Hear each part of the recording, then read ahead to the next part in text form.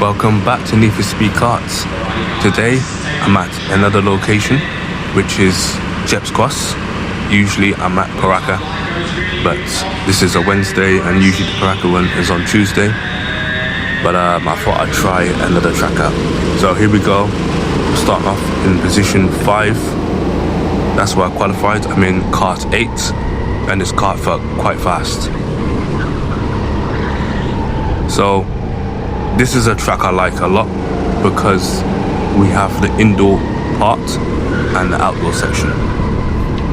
And the indoor part can be quite slippery, so dealing with different terrains makes it more interesting. At the moment I'm just following this guy around, but I know he's not really following the race line, so I'm just biding my time, and I know sooner or later I'll be able to get past him. But I don't want to bump him too much because behind me there's a couple of fast racers that regularly race at this location, and I know they are capable of taking past me. So I learned from my experience racing week in, week out, do not bump someone too much because you end up losing momentum. And here we go. Yeah, just took past him there, but I don't think he's done with me though. As you can see, he's come back around, taking a position. I hit him, kind of calmed down, but I do want this position. I want position 4 because on the qualifying I ended up having to change my karts, so I'd done less laps, so I most likely would have been in position 4 anyway. Now I'm aware that the guy behind me is not going to let me go fully, so I'm quite sure it will be difficult to catch up to the 3 racers in front of me. 2 of them race professionally, and the other guy, he is a regular at this location and he wins sometimes, or at least gets in the top 3. So my aim is just to maintain my position and eventually have a gap between me and kart number 7. It's a pretty quick track. It's about 42 seconds. That's what I'm getting on this particular track here each lap, which is quite fast. The fastest you can possibly get on this track is about 39 seconds, and some of that's to do with weight, some of that's to do with people having experience racing professionally, go-karting. So yeah, at the moment I know I've got some pressure behind me, but due to me racing each week, I know how to handle pressure, which is follow the race line, go as fast as I possibly can, and when I feel that the person behind me is quite close, I kind of block the race line and lose a little bit of time in order to maintain my position, because I know, like now, you can't see the front 3, they're not close enough. So I know that's not really a objective. As you can see, I am creating more of a gap between me and kart 7, and that's giving me a bit more confidence to focus what's in front of me. Here we go now. We've got 2 more laps left. I kind of know the guy behind me. I kind of know his race line and his potential, so I'm quite comfortable that I could be able to maintain this position without having to worry. So now I just want to go as fast as I possibly can and try to get a great lap. But yeah, like I said, this track here is very enjoyable. I kind of wish the numbers was more. For example, when I'm at Paraka, at times there could be 12 to 14 karts, so it feels at times a bit more of a thrill. However, this particular track is about 6 seconds longer than Paraka, so they both got their pros and cons. I enjoy both tracks. Sooner or later I will be getting my own go-kart, I would say in the next 4 to 6 months, and then I'll be recording the races, and there will be up to 20 karts. So yeah, I'm just overlapped one of the races there, and I'm now about to enter my final lap. And a guy in kart 7 has caught up to me because I had to navigate efficiently as possible, overlapping the racer before.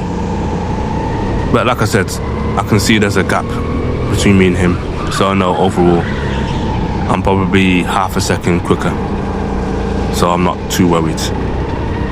But yeah, I really enjoy this place.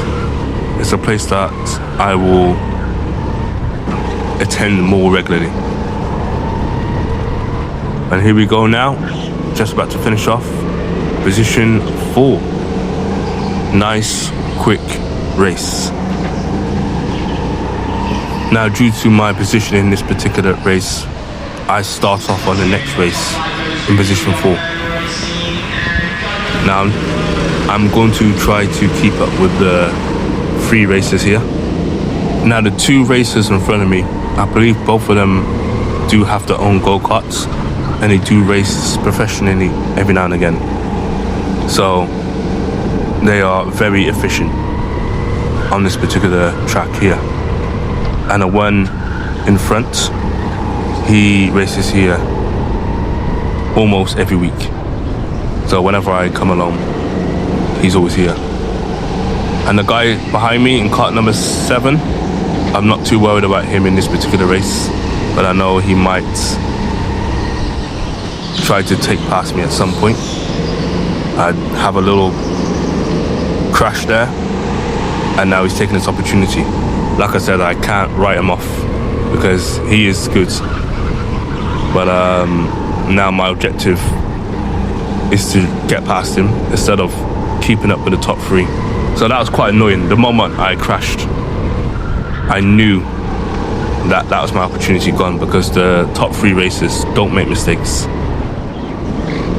So I'm gonna try aim for position 4. If I can get any higher, that'd be perfect. But it might take me a little while to get past kart number 7.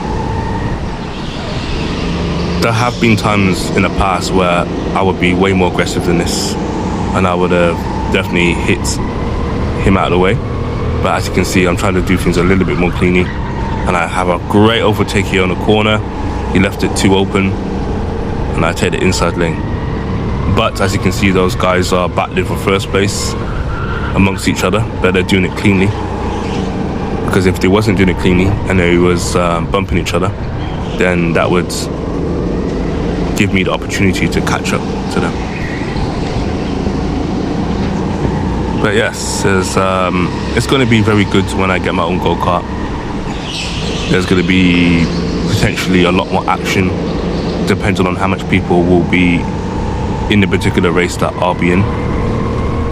It will be a lot more quicker than these karts as well. So I'm either going to get a 4-stroke or a 2-stroke. Now the 4-stroke go-karts are similar to these karts, but much quicker because they don't have all the barriers around them, and the brake horsepower is a lot more than the rental go-karts. So yeah, I'm gonna have some fantastic content coming up within the next 4 to 6 months. So here we go, kart 7's catching up. I can feel them in the inside lane, but I'm making sure that he doesn't get past me.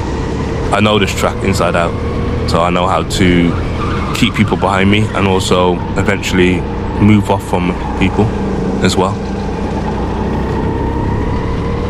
And as you can see again, the top 3 are slightly getting away more and more. That's why I'm trying not to engage with kart number 7 behind. Because the more I engage, the more it's going to slow me down.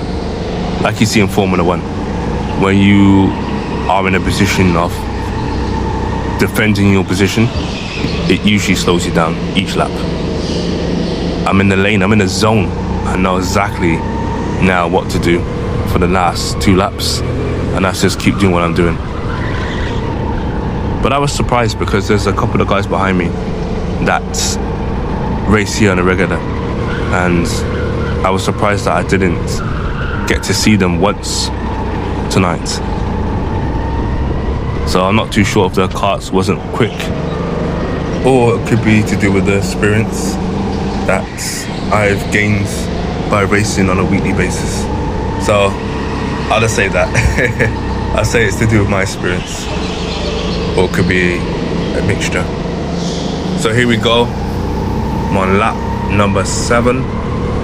Just taking it smoothly at the moment. Around this corner here, I don't accelerate much because you end up losing traction. So it's quite slippery.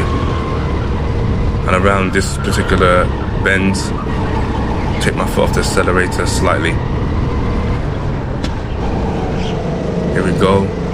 And we're on to the final lap now. And I'm quite sure I've secured position 4, because the gap between me and kart number 7 is becoming a bit more noticeable. But yes, next week I'm not too sure if I'll be here or it could be at Bracken, I have no idea. But I'll definitely try to find a location. There is another track I can go to, but there isn't too many karts, so we'll see. Anyway, I'm happy about this race. It was pretty good considering the people that's in front of me are here on a regular basis. Anyway, thanks for tuning in, and I'll see you next time.